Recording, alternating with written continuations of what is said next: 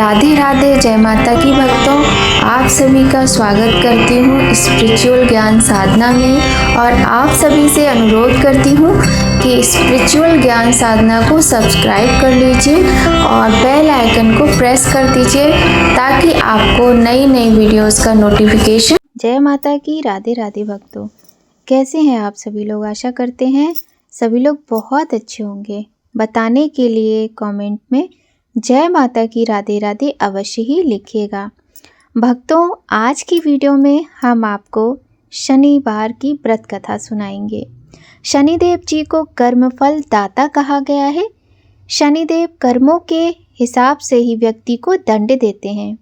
कहते हैं शनिवार के व्रत रखने से शनि दोष में कमी आती है, साथ ही शनिदेव जी का आशीर्वाद भी मिलता है। शनि दोष और शनि की 7.5 से बचने के लिए इस कथा का पाठ जरूर करना चाहिए। भक्तों, आज की वीडियो में हम आपको शनिदेव जी की कथा सुनाने वाले हैं। आज्ञा दी गुरुदेव ने, दीना शीश झुकाए, कथा कहूँ शनिदेव की, भाषा सरल बनाए। सर्वप्रथम श्री सरस्वती माता को सुमिरन करके, गणपति जी को नमस्कार करके तथा अपने गुरुदेव के चरणों में माथा नवाकर मैं श्री शनिदेव जी की कथा प्रारंभ करती हूँ।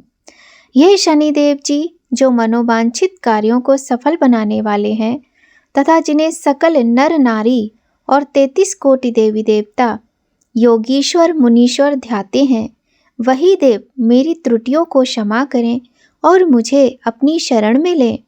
मेरे मन में आपके प्रति अगाध प्रेम है। यह बात सर्वविदित है कि जो लोग शनिदेव जी को ध्याते हैं उनके सकल मनोरथ सफल हो जाते हैं तथा जो ऐसे देव को भूल जाता है वह इस संसार में महान दुख पाता है और नरकगामी होता है, अगले जन्म में पशु योनि में जाता है। जो कथा मैं तन मन से कहने जा रही हूँ उसे आप भी सच्चे मन से ग्रहण करें। एक बार संसार में चहुं ओर पूजे जाने वाले नवग्रह एक स्थान पर एकत्र हुए। परस्पर विविध प्रकार से वार्तालाप होने लगी। जब बात घूमती हुई उस स्थान पर आ पहुंची कि हम नवग्रहों में सबसे बड़ा और सर्वाधिक पूजनीय देव कौन है, तो प्रत्येक ग्रह देवता स्वयं को बड़ा कहने लगे। इस बात पर बहुत देर तक वाद विवाद होता रहा और कोई निर्णय नहीं हो सका। तो यह तय हुआ कि चलकर इंद्रदेव से इसका निर्णय कराना चाहिए। अतः वह 9 के 9 ग्रह इंद्रदेव के समक्ष उपस्थित हुए। उन सबकी बातें सुनकर इंद्रदेव भी सोच में पड़ गए कि किसे छोटा कहूँ और किसे बड़ा, किसकी श्रद्धा के पात्र बने और किसके कोप के भाजन। अंत में सोच समझकर निर्णय ना करते हुए वह बोले, मैं अल्प बुद्धि इस बात का निर्णय करने में असमर्थ हूँ। मुझे तो आप सभी बड़े नजर आते हैं और मैं सभी का आदर सम्मान समभाव से करता हूँ। इस पर नवग्रह संतुष्ट नहीं हुए और हठ करने लगे कि इसका निर्णय आपको अवश्य करना चाहिए। तब देवराज बोले, आप लोग मृत्युलोक में जाइए, वहाँ एक अत्यंत न्यायप्रिय राजा विक्रमादित्य राज्य करता है। आप उनके पास जाइए, वह अवश्य कोई न कोई उचित निर्णय देंगे।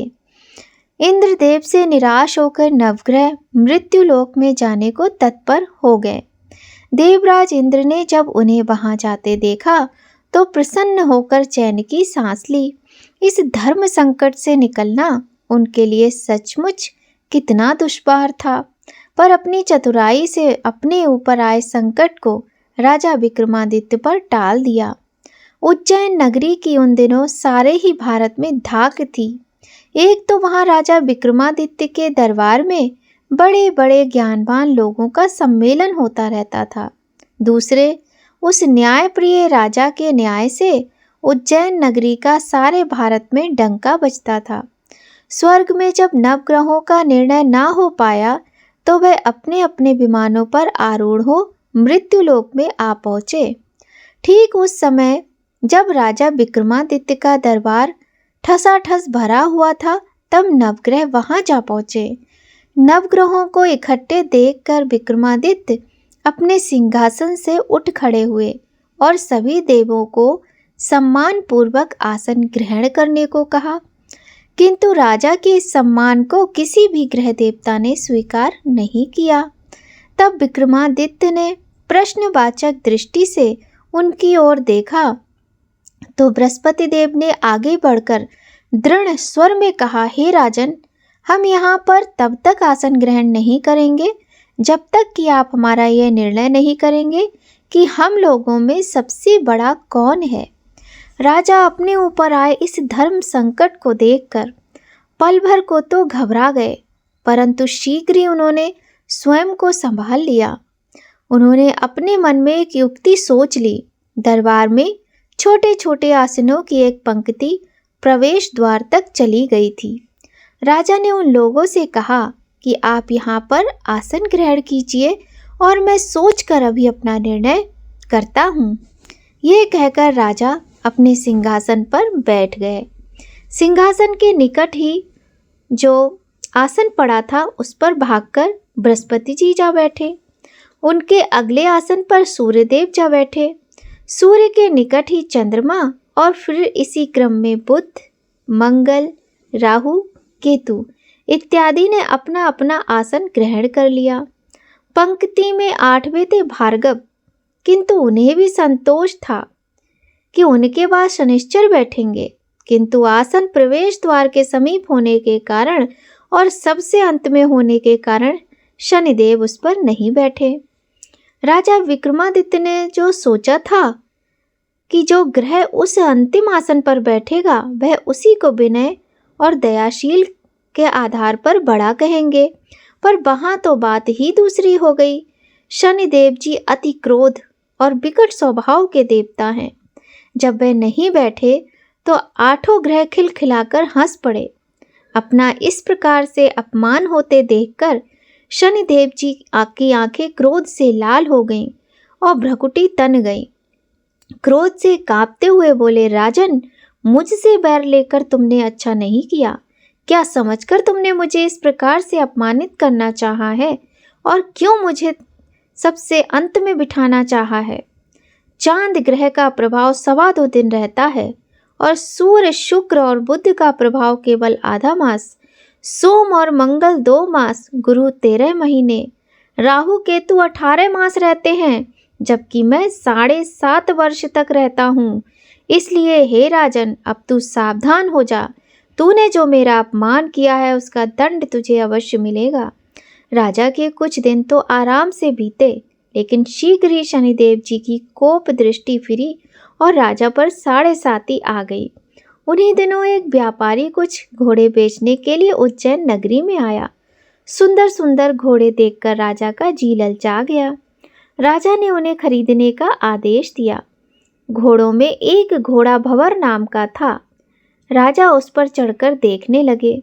कुछ देर तक तो घोड़ा राजा को लिए वहीं घूमता रहा, लेकिन वह फिर सहसा भाग खड़ा हुआ।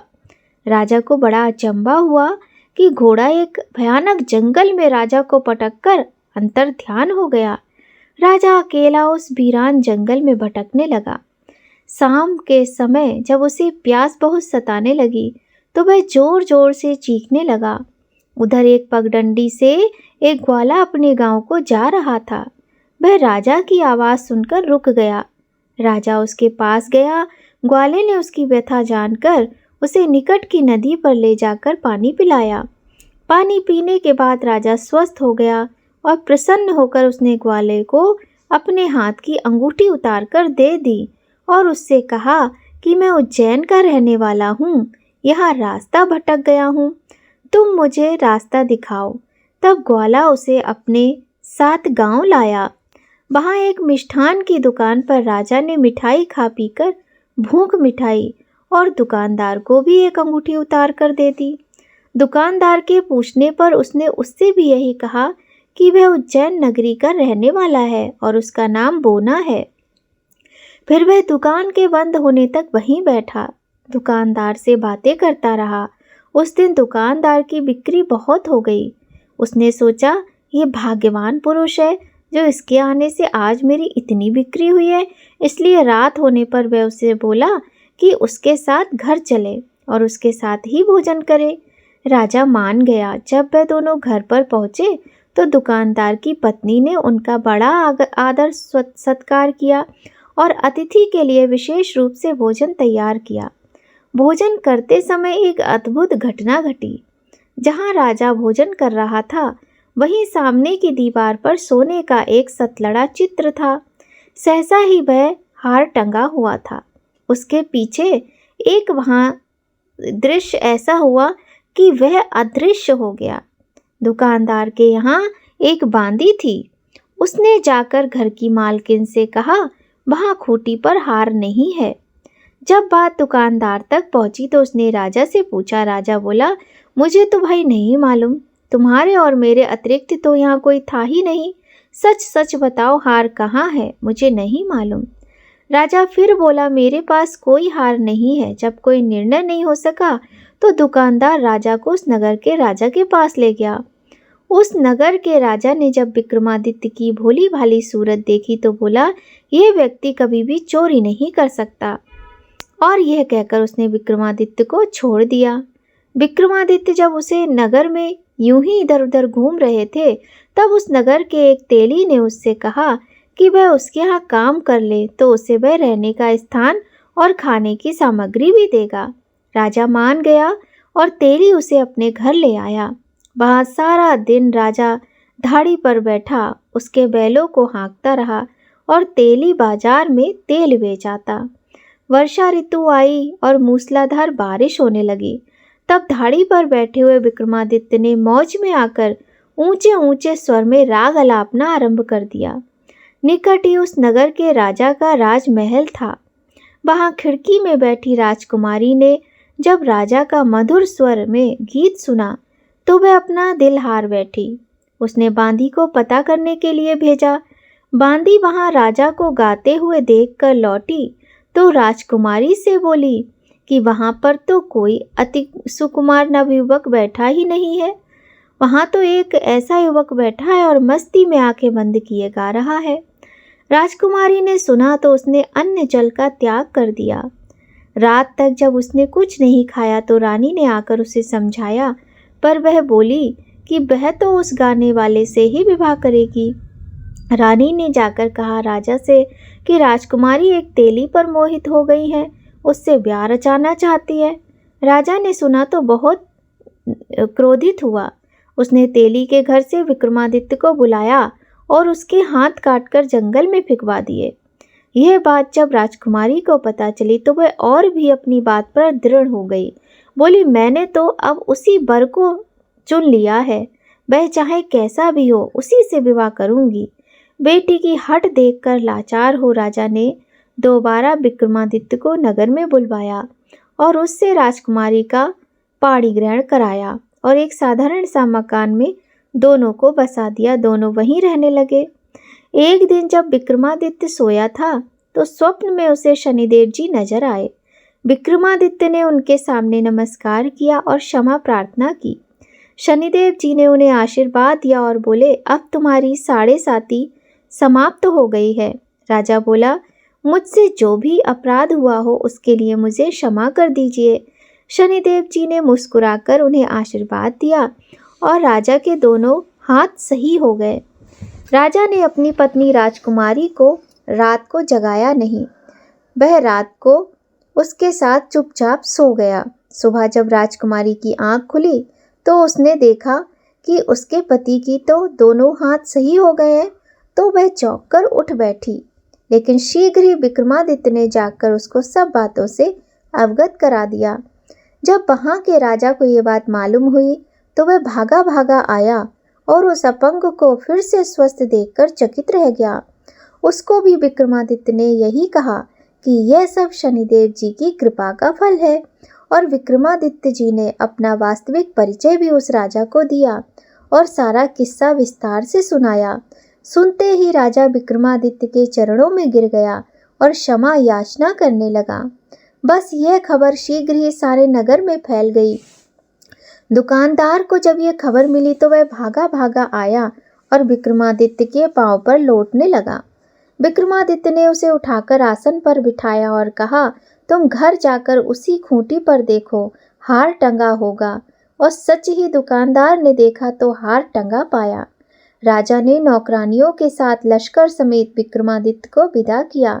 राजा विक्रमादित्य जब राजकुमारी को लेकर अपनी नगरी उज्जैन में पहुंचे तो सारी नगरी में उत्साह छा गया। अपने राजमहल में प्रवेश करने से पूर्व विक्रमादित्य ने नवग्रहों की पूजा की और शनिदेव जी को सर्वोच्च स्थान दिया। साथ ही उन्होंने नगर भर में ढिंढोरा पिटवा दिया कि शनिदेव जी मनोवांछित फलों को देने वाले हैं और नवग्रहों में सर्वोच्च स्थान रखते हैं। इस प्रकार शनिदेव जी को मनाकर राजा विक्रमादित्य ने अपना राज्य, यश, कीर्ति और अपना दोनों बाजुओं को प्राप्त कर लिया। बोलो श्री शनिदेव भगवान की जय। बोलो श्री नवग्रह भगवान की जय। जैसी सुनी तैसी कही, इसमें झूठ न साच। विक्रम भूप इतिहास को सज्जनों देखो बाँच। सुने सुनावे शनि कथा, गावे जो चित लाए। सत्य वचन है संत का, बाको संकट जाए। बोलिए श्री शनिदेव भगवान की जय। तो भक्तों, यह थी बहुत ही सुंदर कथा श्री शनिदेव जी की, और ये शनिवार व्रत कथा भी है। और आपको आज की वीडियो कैसी लगी ज़रूर बताइएगा। भक्तों, शनिदेव जी न्याय के देवता हैं और हर व्यक्ति को उसके कर्मों के अनुसार फल अवश्य देते हैं। भक्तों, शनिदेव जी की जब कृपा होती है तब सच में व्यक्ति के जीवन से संकट दूर हो जाते हैं। साढ़े साती शनिदेव जी की ढैया, जो भी आपकी कुंडली में यदि कोई दोष है तो शनिदेव जी का व्रत पूजा अवश्य करें और उनके मंत्रों का जाप करें। बहुत ही सरल मंत्र हैं। और साथ ही शनिदेव जी की इस कथा का भी पाठ करें। कथा का पाठ करने से, कथा सुनने से उनकी असीम कृपा प्राप्त होती है। आइए भक्तों, अब हम आपको सुनाते हैं शनिदेव जी का स्तोत्र। दशरथ कृत शनि स्तोत्र का पाठ करने से शनिदेव जी बहुत ही प्रसन्न होते हैं। पौराणिक कथाओं के अनुसार ये कहा जाता है कि शनि भगवान के प्रकोप से बचने के लिए हर शनिवार को शनि स्तोत्र का पाठ करना चाहिए। शनिवार के दिन शनिदेव जी की भक्ति करने से वह अत्यंत प्रसन्न हो जाते हैं और अपने भक्तों को वरदान देते हैं। साढ़े साती और ढैया जैसी समस्या से निजात पाने के लिए भी कई लोग शनिवार के दिन शनि स्तोत्र का पाठ करते हैं और श्रद्धा भाव से शनिदेव की भक्ति करते हैं। आइए भक्तों, करते हैं दशरथ कृत शनि स्तोत्र का पाठ। नमः कृष्णाय नीलाय शीतकंठ निभाय च, नमः कालाग्नि रूपाय कृतांताय चावय नमः।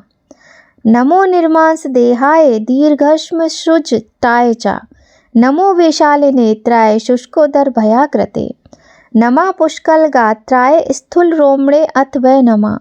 नमो दीर्घाय शुष्काय कालदंष्ट नमोस्तुते। नमस्ते कोटराक्षाय दुर्नरीक्षाय वै नमः। नमो घोराय रौद्राय भीषणाय कपालिने। नमस्ते सर्वभक्षाय बलिमुख नमोस्तुते। सूर्यपुत्र नमस्ते अस्तु भास्करे अभयदाय च। अधोदृष्टे नमस्ते अस्तु संवर्तक नमोस्तुते। नमो मंदगते तुभ्यं निस्त्रिंशाय नमोस्तुते। तपसा दग्ध देहाय नित्यं योगरताय च। नमो नित्यं शुद्धार्ताय अतृप्ताय चावय नमः। ज्ञान चक्षुर नमस्ते अस्तु कश्यपात्मज सूनवे। तुष्टो ददासि वै राज्यं रुष्टो हरसि तत्क्षणात्। देवासुर मनुष्याश्च सिद्ध विद्याधरोर्गा। त्वया विलोकिता सर्वे नाशं यान्ति समूलता। प्रसाद कुरु में सौरे वरदो भव भास्करे। एवं स्तुस्तदा सौरिर्ग्रह राजो महाबला। बोलिए शनिदेव भगवान की जय। तो भक्तों, यह थी शनिदेव जी की बहुत ही सुंदर स्तुति, और इस स्तुति का पाठ करने से शनिदेव जी अत्यंत प्रसन्न होते हैं। आइए भक्तों, कथा के बाद और स्तोत्र के पाठ के बाद हमें शनिदेव भगवान की आरती अवश्य करनी चाहिए। तो आइए भक्तों, अब हम करेंगे शनिदेव जी की बहुत ही सुंदर सी आरती। जय जय श्री शनिदेव भक्तन हितकारी, सूरज के पुत्र प्रभु छाया महतारी। जय जय श्री शनिदेव भक्तन हितकारी, सूरज के पुत्र प्रभु छाया महतारी। श्याम अंग वक्र दृष्टि चतुर्भुजाधारी, नीलांबर धर दांत गज की सवारी।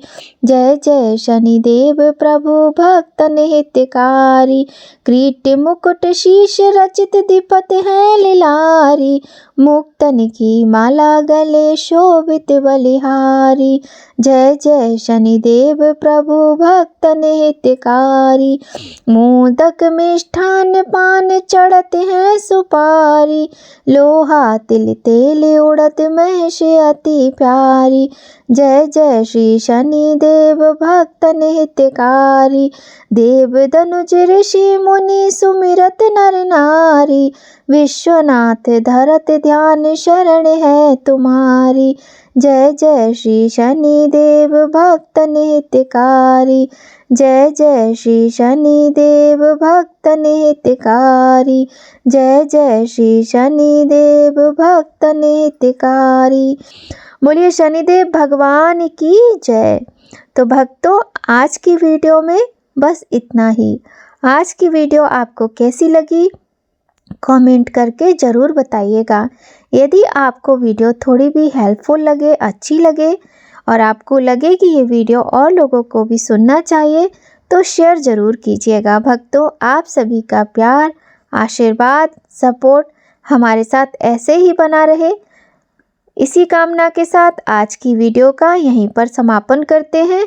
मिलते हैं आपसे नई कहानी, नई जानकारी के साथ नए वीडियो में। आप सभी पर भगवान शनिदेव जी की कृपा सदा बनी रहे, नवग्रहों की कृपा सदा बनी रहे। जय माता की भक्तों, राधे राधे।